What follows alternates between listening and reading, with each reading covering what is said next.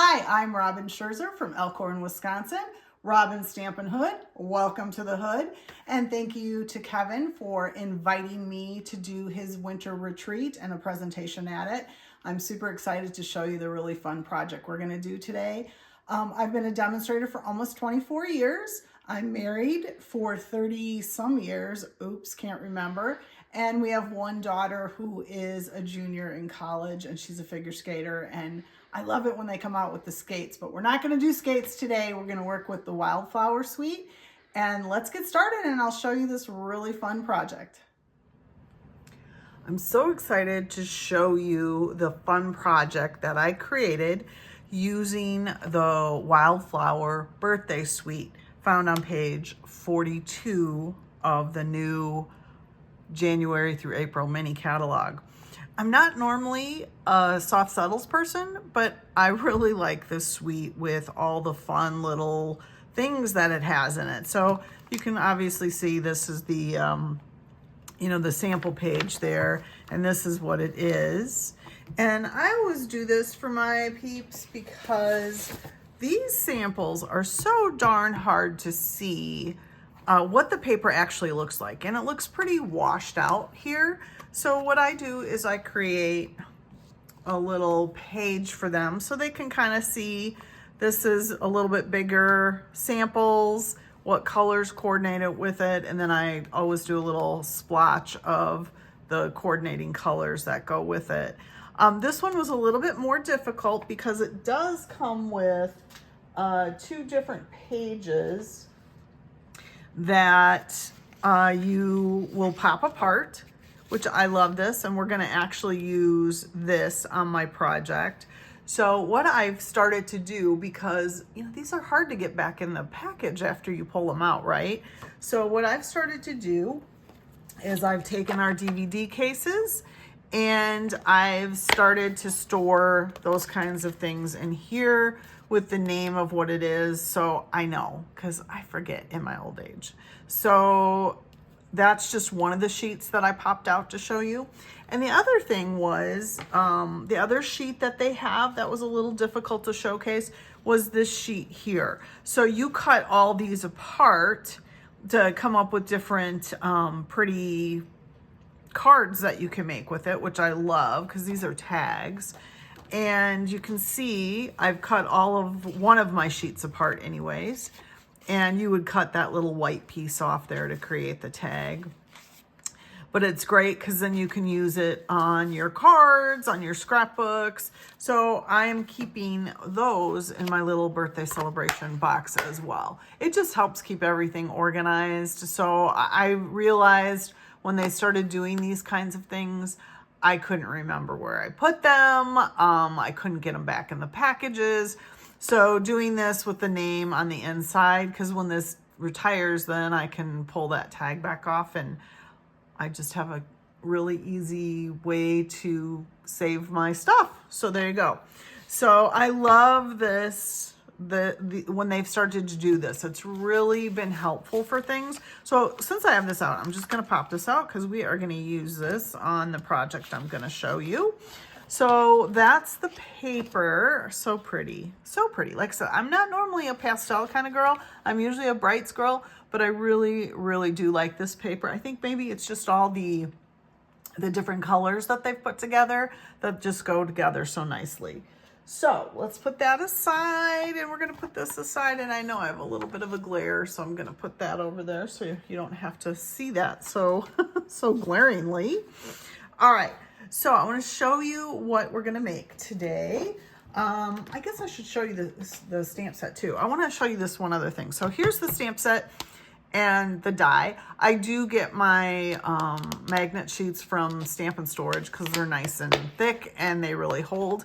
And what I've started to do, because I don't know about you, but I can never figure out how to get these stupid things back lined up the correct way.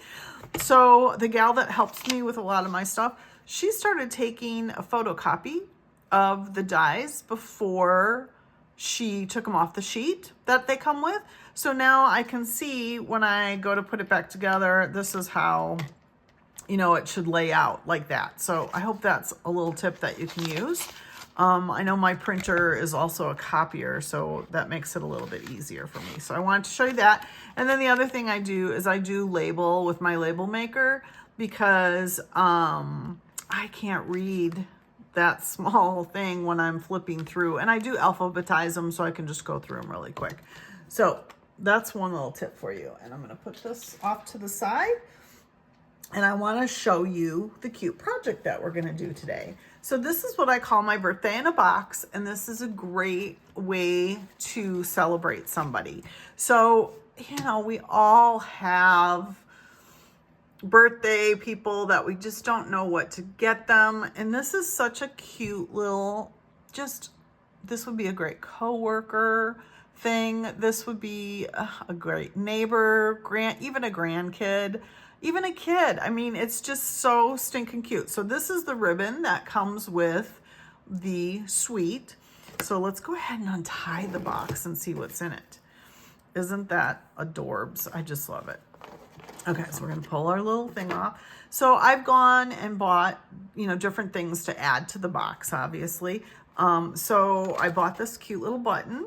It's my birthday, and I think it was like 99 cents at Walmart. And then I give them some balloons because you have to have balloons on your birthday, right? And then I do these cute little mug treats. So let me show you the box. So I get these. These particular ones are from Betty Crocker, but I know like Duncan Hines does it too. And this one though has frosting, which some of the other ones I've had don't have the frosting that go with it. And all they need is a mug to do it and some water. So you get the little packet, and then it tells you how to do it and your cup, and then you get some frosting that goes on top of it. And then I've bought birthday candles that I've wrapped up that they can put in their little mug when they're done. Isn't that stinking cute? It's so easy to do. And I know when people get it, they love it. You know, it's just a fun little way to celebrate them. So there is how it goes. So I am going to show you how to make this cute little box. And I love this ribbon. I know we've had this type of ribbon before where I think it was a Halloween. It was silver. So I love that I can just tie it around. If you wanted to make this a bakery box, you could do that too with the, it's always fun trying to tie a bow, right? You could always do that too with the baker's twine. So there is our cute project. All right, so let's get started. So I don't know if you guys know this, but so what I did is I created my own size box. So let me tell you how to do that. This is something I just recently learned. As I said in my intro, I've been a demo for almost 24 years. In August, it'll be 24 years. Excuse me, and I never knew this. So this is what I did. I laid out all my stuff. So I took a pack of this. I took my my biggest things, and I laid them out to see like how big do I actually want my box to be. So I took my measurements on it, and I'm gonna measure from this side so you can see. So I decided that I wanted my box to be the square of the box to be, or the circumference of the box to be 5.5, okay? And then I knew I probably needed about 2 inches or so once I've added all those layers to it, if that makes sense. So what you're gonna do is, this is how I did it, and I got this tip from Stampin' Up. They have a video out there how to do it as well. It's an old video, but it worked perfect for me. So my bottom, like I said, I decided my circumference, I want it to be 5.5, and I wanted it to be 2.5 inches tall. And I wanted, so you can see, that's my width is 2.5 inches, or my height, I should say. And then this is also the height, or how tall you want it. So you add those up and you come up with the 10.5. Now you wanted, what I did is I cut it at 10.5, but then on 2 sides with the coordinating corner, I took off 1/16 of an inch on each side. So it's not quite 10 and a half by 10 and a half because I needed my lid to fit on top of it. So I hope that makes sense. And then I decided that on my box, I wanted to be able to see the cardstock because it just is so pretty to see that coordinating like that. So I figured out I wanted 1.5 inches showing on my top.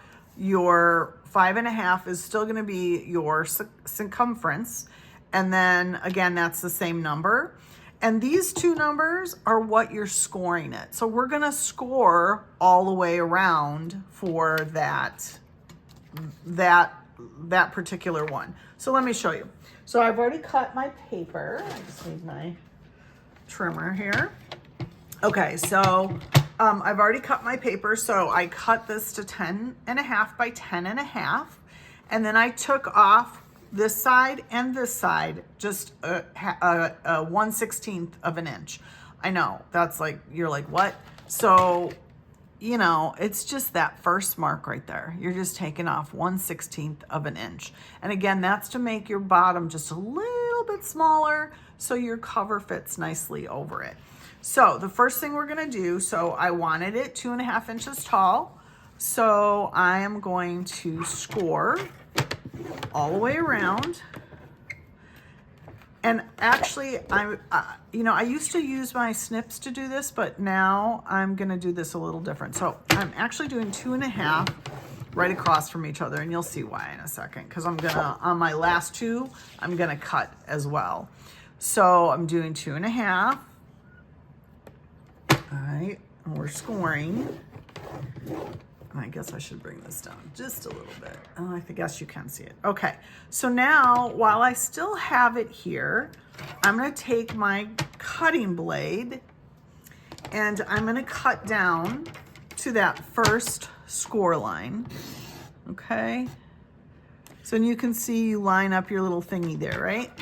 And then, oh, I went a little bit over, but that's okay. It doesn't matter. And I did it on the same on the bottom. So now I'm gonna flip and do the other side. It's just nicer than using your paper snips because sometimes your paper snips are not always the best. Well, for me, for cutting anyways, I tend to be a little sloppy. So I'm cutting up to that, okay? And then I'm bringing that up and I'm cutting down. So I hope you can see that. I think you can. Okay.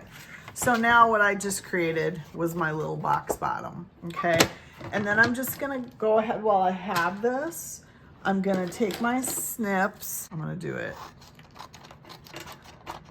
See how bad my snips is? And this is a big piece too. So I'm just doing a little mitering because it makes the box lay together a little better, okay?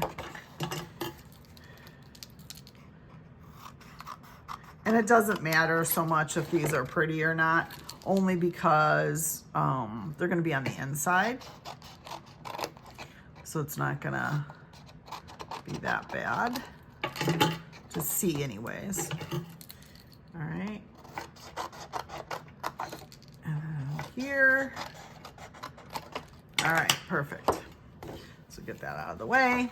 And then we want to go ahead and score everything.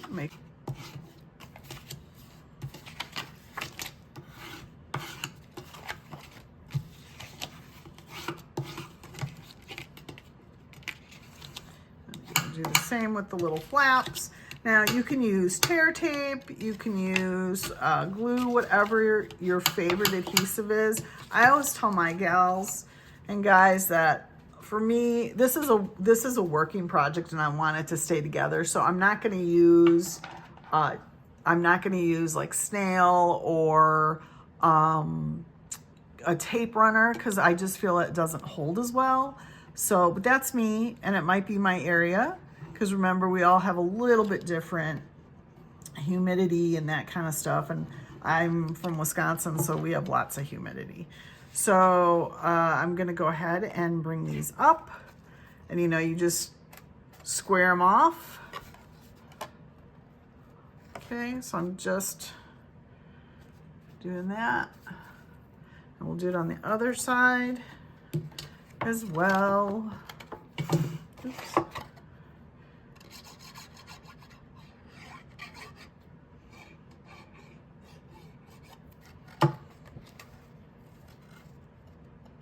Okay. And again, you're just going to kind of make sure it all is squared off there. And there we have the bottom of our box. Pretty easy peasy lemon squeezy, right?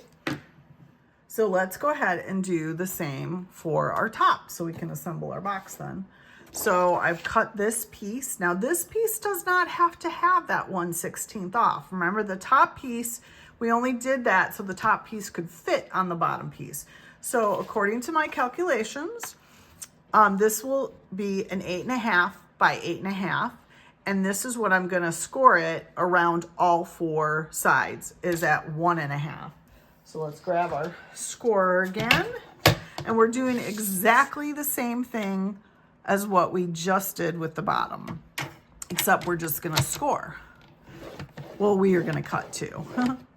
So there's 1.5. Actually, I'm gonna go across from it. It just makes it a little bit easier. I mean, you can go all four around if you want, but then when it comes to the last two, I can cut right away. So that's why I'm doing that. So we're gonna go to this. I know I just really messed you up, didn't I? Okay, so there's my third score line. And I'm just gonna take my cutter and go up to that first score line there. And then I'm going to, the hardest part is seeing the score lines, right? And right there. So there's my first two cuts right there. And then I'm gonna go to the opposite side at 1.5. And you have to be careful with your designer series paper and not be too heavy-handed, because you know you can cut through it with your scoring blade sometimes if you're too heavy-handed. Okay, so I just did exactly what I did on my bottom piece. So you want to have these flaps, and you can do it with, if you're feeling not very confident with your scoring and cutting abilities, that's okay. Just do it with your snips then. So then again, I'm gonna miter my edges, or my 4 flaps, because I just feel like it puts together the box a little cleaner. Okay. And just always make sure you're doing directly across. Because one time I went like around in a circle and it didn't work out the way it needed to work out. My miters were all messed up. So I always, when I do my miters now, I always go directly across. So I make sure I'm going the right direction. All right, so there's that. And let's go ahead and get that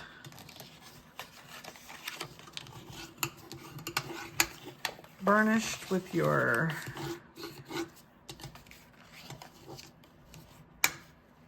bone folder. Get a nice crease on that.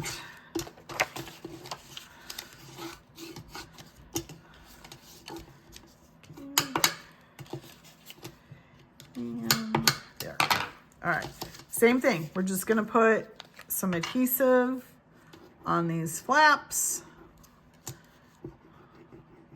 and they're gonna go on the inside of the box. I always have lots of questions about that, like what side do I put it on?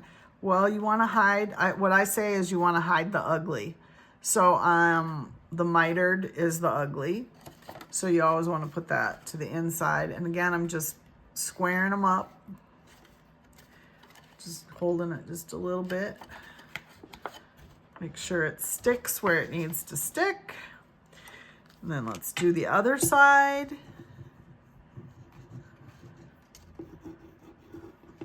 Oops.